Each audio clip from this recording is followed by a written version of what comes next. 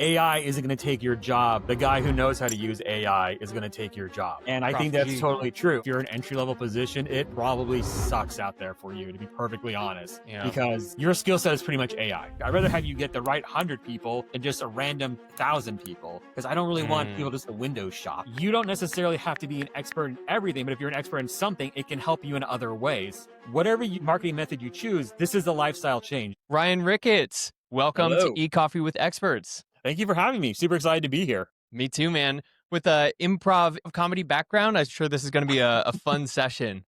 Yeah, I'll try to bring some laughs and some knowledge, but no promises on either. So tell me a little bit about your role and what you're doing right now with Slicketts Digital. Yeah, so for Slicketts Digital, pretty much the SEO director. And what we're really trying to do is we're trying to help out all these small businesses that are out there that, to be perfectly blunt, don't really know what they're doing. They're experts in their field, but they don't really know anything about marketing. But they also have the knowledge that they need help and they need to improve their digital footprint. So, they've heard of SEO, they know what AI is, they've heard of Google Ads, they've clicked on some, but they don't necessarily know how to connect all that to their website to get them more clients, more patients, more t-shirts bought, if you will. So what we really try to do is actually try to help out those people and those businesses that don't really know what they're doing. We really specialize in small to mid-sized businesses. Obviously, if some large enterprise client would come calling, I'm not necessarily going to say no to that, but no, we're not really hunting those down. We want to help those home services companies, those healthcare, dentists, chiropractors, plastic surgeons, veterinarians, love animals. Why not? Really just try to get them out there so that way they can focus on what they're doing best. And then I can help them do what I do best. So that's really kind of what we're all about, is really just trying to help these small businesses. And not to sound cheesy or cliche, but we don't really just want to be clients. We really want to be partners. I really want to be there to help them grow their business and truly succeed in life, because that's just way more fun, in regards to digital marketing than anything else I've done in the 14 years I've been in this industry. Yeah, I love it. Yeah, and we feel the same way. I think it's interesting that as a marketing partner, you would have more opportunity to actually influence the way the business operates than any other sort of partner. If you hire a sales trainer, that's great. He can train your team, but he's not going to, help you talk about pricing and brand positioning and which channels to go through. I mean, you have a very important job. I'm curious in that market, because if we look at just the number of businesses in the US, I can't remember the stat, but it was 90% of them or something are trapped at 3 million in the home services. They're small businesses, right? And the USA is the land of capitalism. That's kind of what we do.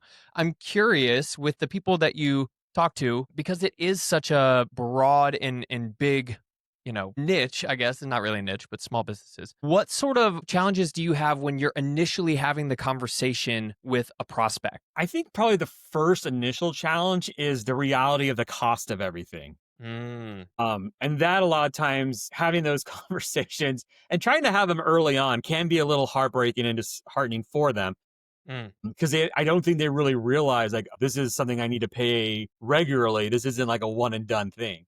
Yeah. I have had clients in the past who, hey, here's $1,000, just optimize my website, make it awesome, and I'm going to be great from there on. I'm like, okay, it's not a one and done thing. If you really want to pay me to do this, I'll gladly do it for you. But here's the caveat. And I always, lay out what to expect and what's going to happen later. Sometimes they come crawling back, realizing that, oh yeah, we need to do this monthly. But, sometimes that's just all they wanted and it is what it is, and c'est la vie. So I think that's kind of the hard part, I think, at first, is that some of these businesses are really fresh and really new, trying to get off the ground, and they just don't have that money to spare. And I totally get that. And I try to just tell them, look, you can ask around. Our prices are not ridiculously high, specifically and geared towards smaller businesses. You look around, shop around. Here's some other, I even refer other agencies that they can look at just for an idea. Yeah. And after that, if you still want to come do business, rock and roll, gladly help you out. Or if this is something you want to do down the road, we'll be here for you.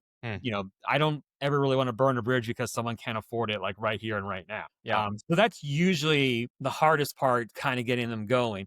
I think another hard part for them is setting those expectations of what to expect. Years ago, I had this tool company that you could rent power tools from them if you're redoing your house. So you don't no one really needs to own a jackhammer. But if you're doing like a bunch of like concrete work on your driveway, maybe you need to borrow one for like 2 hours. And so you went to the store and you borrowed one. And in our initial calls at first, I remember I asked them like, well, who are your competitors? They're like, oh, Home Depot, Lowe's. And I'm like, no, no, no, no, no. To be blunt, you guys are a mom and pop store. You guys have a very small footprint. Your competition is not Home Depot or Lowe's. Yours is Austin's Parts and Ryan's Parts and, Steve's Construction Rentals. Like those are your Yeah. competitors. And when they have that like realization, you can see the light bulb going off sometimes if you're in a Google Meet Mm, and you see that light bulb goes off, it's like, okay, cool. Like I'm getting through to them. So setting those real expectations, and every so often you'll get like some brash owner who's like, yeah, like I got like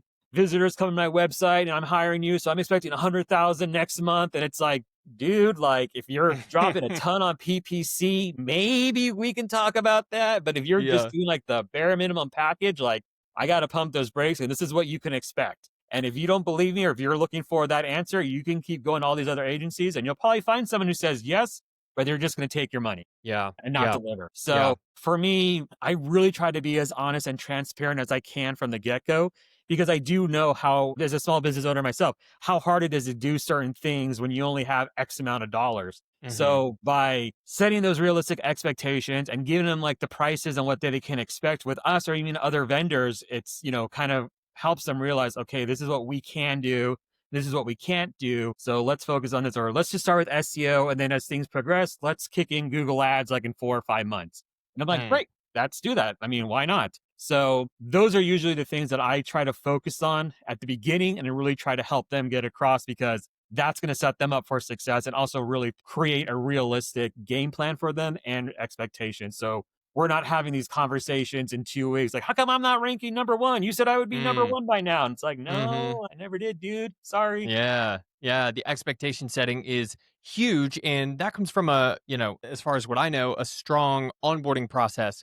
And I've even heard of founders that during the onboarding process for their clients, they will, yes, have them sign an initial agreement or a contract or whatever you want to call it. And Mhm. then at the end of the onboarding process, they will have them sign an additional document that's like, hey, this is kind of just a checks and balances that like you understand the expectations of what we deliver and also what we expect from you as our client. Because, Yeah. if we need access to your Google Ads account or your Meta Ads account or, any sort of email or like a two-factor authentication, like you need to be responsive and that's going to help us set expectations.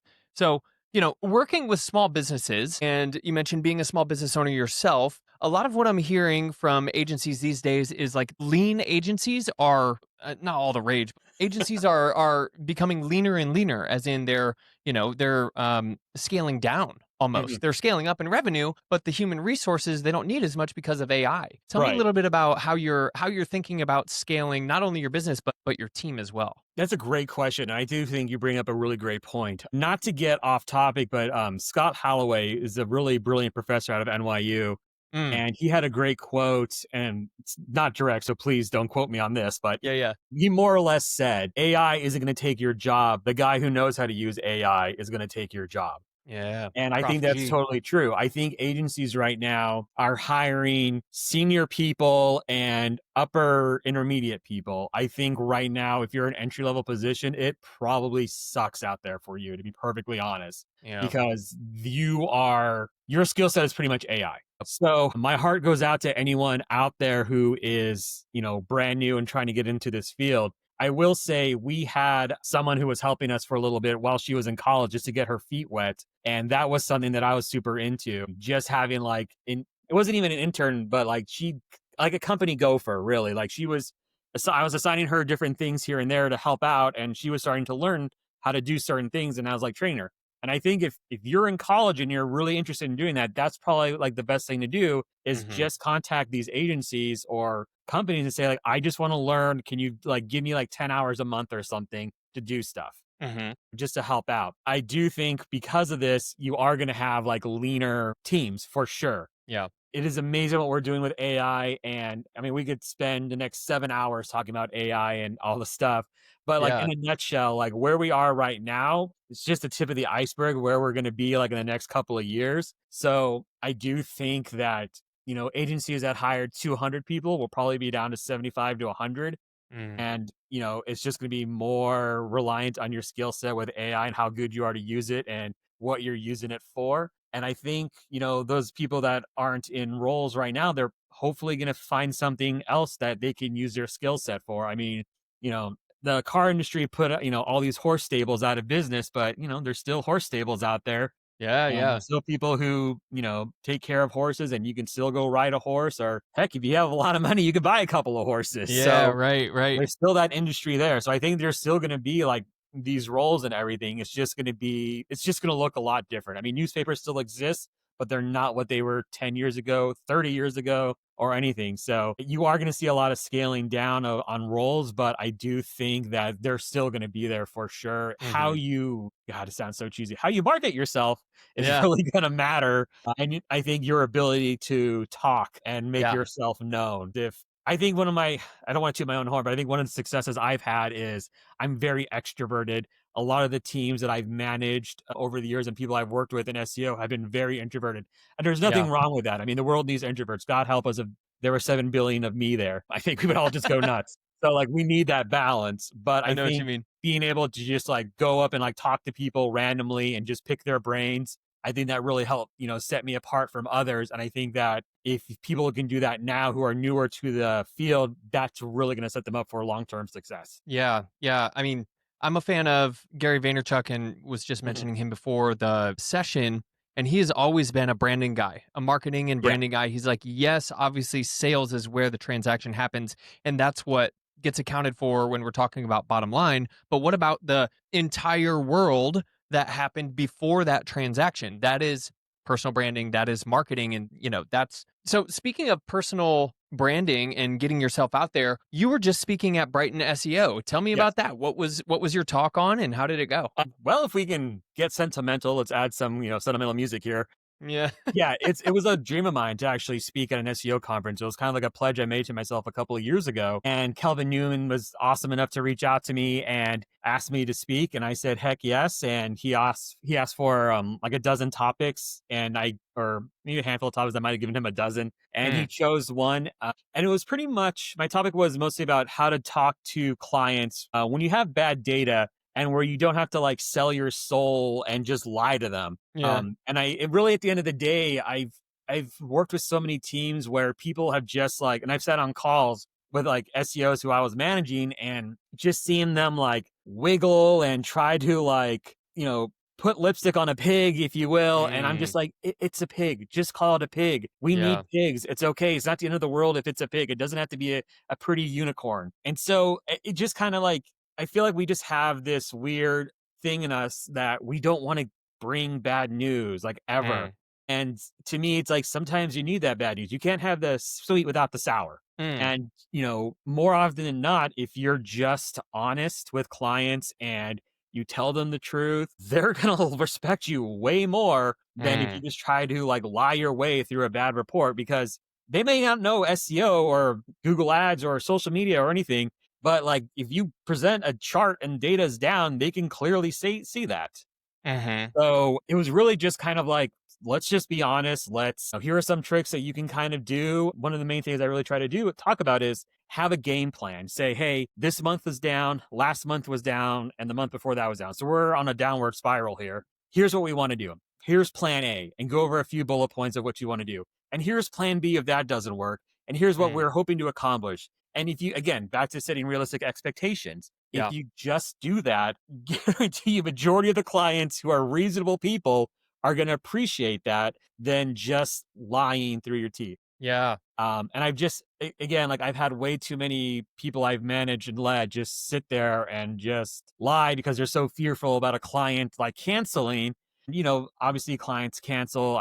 Again, we could probably have 7 hours here of Yeah. why a client canceled over stupid reasons. And, if a client's going to cancel for a stupid reason, then maybe they cancel because growth only went up 10% this month instead of 11% like the last month, Yeah, right. and it's like and those are the kind of clients you can't really work with, you can't make happy. But the realistic ones, again, if you're kind, if you're honest, if you present a game plan, they're going to be like, okay, thank you for the information, thank you for educating us, I'm excited to see our game plan and see where it goes. And and then the cherry on top is if they come back with, and let me know what we can do on our end to help you out. Mm. And if you get that, man, you are, cooking with gas and everything's going to be great. Yeah, yeah, yeah, yeah. It's such an important factor in business. We have the business that you're helping and their expertise, like you mentioned, Yeah. the founder, maybe they're a general contractor or a plumber by trade, and then they start the business. And then you have marketing as the experience and the expertise.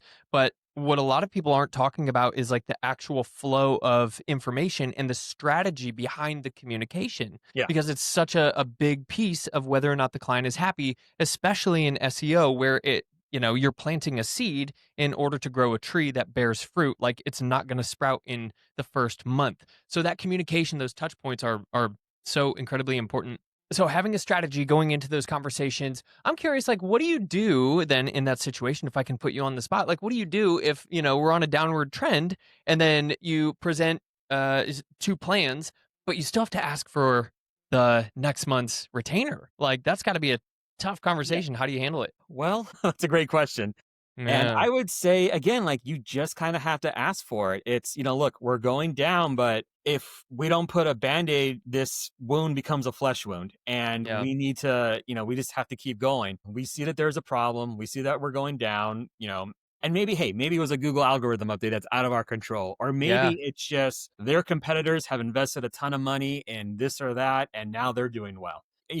I think ideally, if you can pinpoint the exact reason why things are going down, great. That Yeah. usually solves that problem. Like, okay, here's the problem, here's a solution, and this is why this happened. I think if we do X, Y, and Z, we should be able to bounce right back. There's always that like weird curveball that's like thrown at you where, okay, our numbers are down. None of your competitors are doing anything. There's no Google algorithm update. There's no big changes in CO. Your plugins are fine. Why is this happening? And Yeah. that's where you have to, get all Agatha Christie and try to solve this mystery. So always asking for money is always like that awkward, like thing like, hey, like, I know we're not doing great, but can I have more money, please? Yeah. Right. But sometimes you really have to. It's so cliche, but it takes money to make money. Mm-hmm. You never want to make a promise in digital marketing, but if you spend a little bit more here, I think or I hope to achieve this. And again, Mm-hmm. if you can lay it out with bullet points and factoids and information that is broken down and makes sense for the client, I think it makes it a little bit easier. But that is like an awkward conversation to have sometimes. But it's also a conversation that needs to be had. And Yeah. Yeah. You got to have it. You got to have it. The worst thing that can happen is that you'll lose a client, but the best thing that can happen is that they will work with you through that dip and continue to be an advocate on the other side. There was someone that I was talking to who I don't know if he had like a case study or something, but essentially during COVID, a lot of businesses kind of retracted their budgets for yeah, marketing. And there were a select few, I think he was talking about the auto dealerships. There was a select few that continued their marketing and their ad spend through like the entire 2020/2021, whatever the hell that was.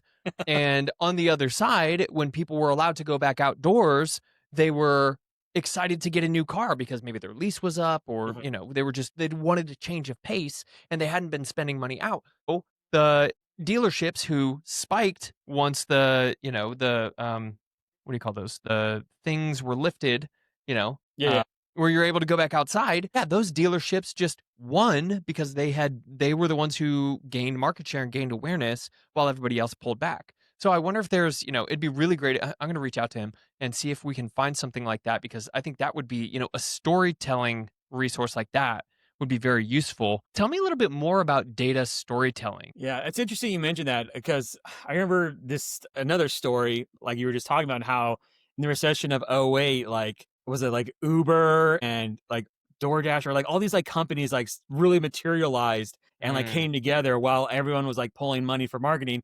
They were like, oh hey, like no one's doing this right now, and so like all these like companies like were able to flourish and are now like billion-dollar entities that we all mm, know and are household names now. I do think storytelling though is actually really important. Again, maybe this is like my theater background in me, but I do feel like if you can tell a good story, as long as it's accurate, mhm. it's what wins people over. I mean, one of my favorite things in life is always hearing like a really good anecdote or a really funny story, and I think most people will kind of agree with that. It's like a natural high Yeah. when you like finish it or hear it. Like you can have this great joke that's like a 2-minute long build up, and then like there's a punchline. and everyone's laughing and everyone kind of enjoys that journey. And Yeah. with, data and reporting, like it is a story that you have to tell. Is it all going to be champagne and hot dogs? Probably not.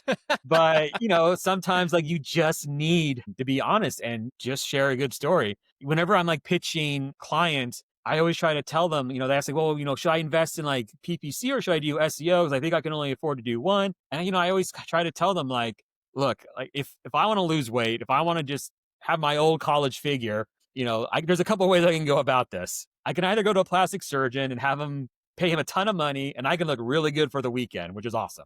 I'll Nice. be good to go. Or I can go to the gym. I can drink less beer, less fast food, less sugar, and work out 3 or 4 times a week and slowly trim those pounds down. Both methods would work, but the plastic surgeon is going to cost a heck of a lot more, but it's going to deliver quicker results. The Mm, gym, better lifestyle is a healthier way, but I have to maintain that. I mean, actually, both methods, you have to maintain that. And that's usually yeah. what I tell them. It's like, whatever marketing method you choose, this is a lifestyle change. This is what we're going to have to do continuously down the road. Because if I lose these 20 pounds and then I just go back to pounding six packs and eating at, in and out all the time, like I'm going to gain that weight back really quickly.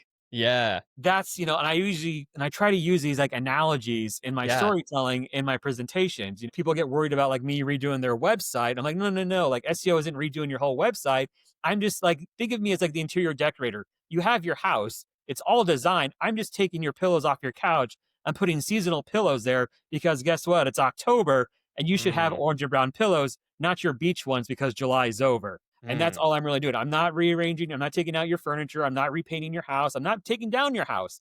I'm just, constructing it in a way that makes sense for your business, for your website, or for where we are in the marketing world. So, like using these little stories and these analogies, metaphors, everything that I've tried to come up with in the past, I do think it presents an easier picture for people to understand. It also makes the journey, I think, a lot easier for them and probably more enjoyable. I mean, I've mm. used that weight loss one a few times and I've had a few people who I've worked with and trained go off in other agencies and use it and like they'll message me like on LinkedIn or text me saying, "Hey, I used the weight loss like analogy and like the client really liked it and they signed on." I go, "Great!" Like I'm so Nice. happy, it could work. So yeah, so anyone's listening, please feel free to use it. You don't have to credit me or anything, but if you want to, Y- rock and roll. the plastic surgery analogy. Yeah, Yeah, I went to a Tony Robbins event and he was like, "If you can lose 20 pounds by tomorrow, I will give you $1 million." He's like, "Can that'd you be do it?" nice. And people were like, "What? How?" He's like, "Oh, you can do it. You got this thing right here. That's about 20 pounds. Why don't you just cut that bad boy off? And you'll get the reward." Obviously the concept is thinking long term and Right. sustainability, like what you're saying. Yeah, that's great. There's another book. Are you familiar with Daniel Kahneman with Thinking Fast and Slow? Was one of his books. I'm also No. reading Noise right now. The whole thing is just about like data and research. I mean, out of the entire book, 2/3 of it is the actual book, and then the last third is like resources. Oh, So fun. that's kind of the concept in the books that he writes. Yeah. Anyway, I digress. So tell me about what you're seeing in terms of data in like with this zero click environment. We have people are researching, they're finding their answers on GPT, specifically in home services. Like, how are you handling that, and how are you helping clients show up? So I do want to talk about this one client. I have a sports medicine facility and they've been very great about creating high quality content. They always have been. And this is probably, to be honest, like a dream client. And I've told her this many times. Like, you're my dream client. Nice. Because whatever ideas I have, like she and her team are quick to implement. And then whenever we have a call, they'll usually come back at me with like some ideas. And some are really great, and some may not work. But hey, let's give it a shot. Anyway. And it's just a really healthy collaborative partnership. It's not even a client, it's a partnership, really. It feels Mm, this is what it feels like, for me. And one of the cool things I really, really like is that their content has been doing so well. And they've, like I said, they've had it for a few years that now it's starting to be like the rich snippets and all the AI, searches in Google. And mm. so, like, as an example, they wrote a couple of blogs on jogging, like the history of jogging or injuries that, from jogging or how to stretch properly before jogging, basic stuff that you would write content for a sports medicine website. And now, like, they show up so high in all these like jogging related, asks. And I see them a lot in, as Google using them as like a source in their AI answers now. And it's Mm. like, holy cow, like this is really cool, like to see this like in real time. And a couple of calls we had maybe like a few months ago, I was showing it to them in real time. Like, look, like you're ranking number one for like benefits of jogging. And look, you're showing up right here in Google. Here's the blog right here in the search results, but you're showing up in the AI. Like you guys are like killing it right now. She is not necessarily the jogging expert. She Hmm. does actual procedures to help you if you have injuries from jogging.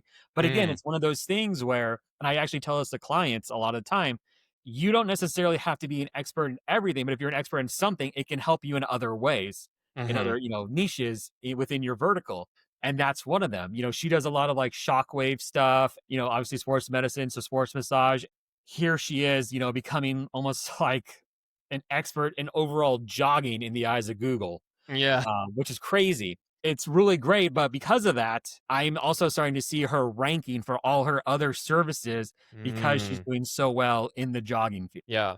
Yeah. And again, like fairly, I'm just Mr. Cliche today, but the rising tide lifts all boats kind of thing. Yeah. So Sure. her tide is rising with jogging, and then it's helping out with, shockwave therapy and PRP and sports massage. So, and it's just like really great how if you can really hit out of the ballpark with like one of your services, it can actually help out all the other services, especially with AI and how many like, references they put now in the top searches for it. Yeah, I mean, it kind of that process almost brings me back to like doing the long tail keyword research, Yes. understanding what queries are, right? And then going way deep, niching down in one and then whatever whatever backlinks you have, direct them to the page where you have Yeah. that deep expertise and then have a strong internal linking, strategy. I Oh, mean, for sure. I've been celebrating long tail keywords for a while now. Back in 2017, I was doing property management SEO. So I was in charge of like all these like luxury apartments all across the US. And, if you type in, my numbers are off because it's been a few years, but I remember at one point, like if you type in Dallas apartments, it was like 48,000 monthly search in Ahrefs. Great. mm, But then if you were to type in 3-bedroom apartments in Dallas, it was like 200, oh 250. yeah, sure. And with 3-bedroom apartments, what we learned was if you're looking for a 3-bedroom apartment, you are specifically in need of that because either you have a kid, you work from home, or you actually have roommates who need it. And so, Yeah. and with Dallas apartments, it was just kind of more like, let's kind of see what's out there. Let's just kind of look. But with 3-bedroom apartments in Dallas, boom, you had less search volume, but you got way more conversions. And we were like tracking those on the pages.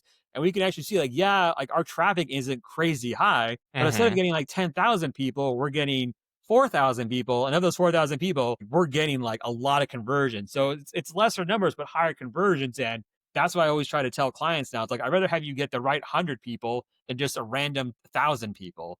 Because I don't really want Mm. people just to window shop. I want them to be like, oh, let me buy that shirt. Let me fill out that form. Let me make that appointment for your business. Yeah.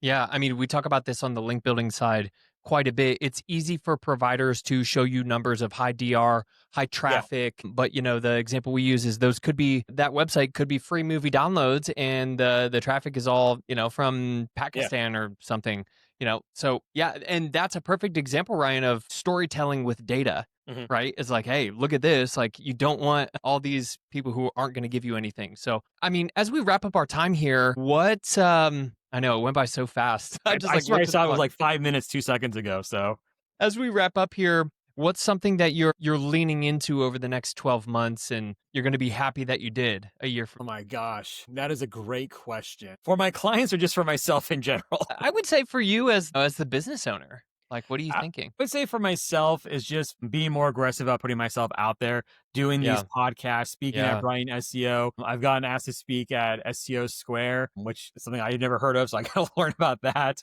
Mm. But yeah, just I think making myself out there and just really trying to again make everyone know that there's two Ryan Ricketts out there, and this one is focusing on small businesses and has dark hair. So but yeah, I, That's I right. would say for myself, but if I were to say something overall in the industry, obviously I think the cliche answer is AI, but I also think, I think trying to think of unique ways to get more backlinks as well. I Mm. still think that's probably, I think actually, let me take a step back. I think leaning into still doing the bread and butter of SEO work because as much as we love AI and everything it can do for us, I still think at the end of the day, you have to eat your meat and potatoes and vegetables in order to Yeah. like rank. Like I still have to have good meta tags. I still need to create good quality content. I still need to get backlinks.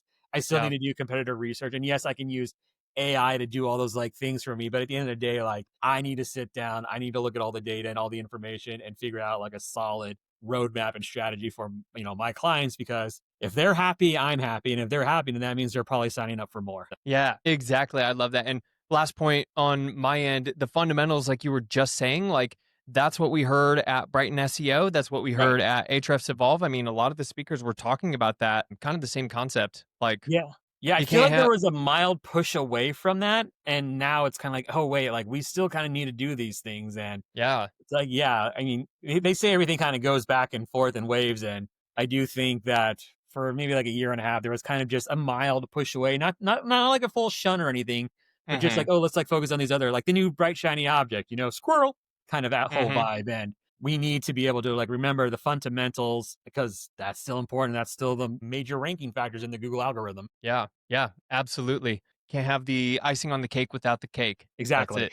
Yeah, that's it. I Ryan mean, icing's Ricketts, still where good on its own, but if it has the cake, then sure, it's delicious. we'll have to go to that plastic surgeon sooner or later Oh my to get gosh, that I weight know. off. Yeah, hey, it's gonna cost a lot to look this good still, so.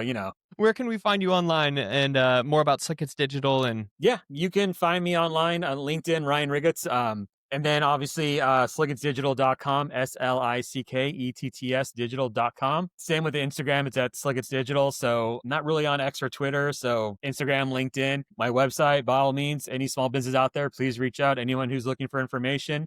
Always happy to talk and chit chat like this or elsewhere. Like I said, one of the most extroverted SEOs you'll ever meet. So I love the sound of my own voice, and hopefully you do too. love it? Thanks for being here, Ryan. Yeah, thank you, Austin. Really appreciate it.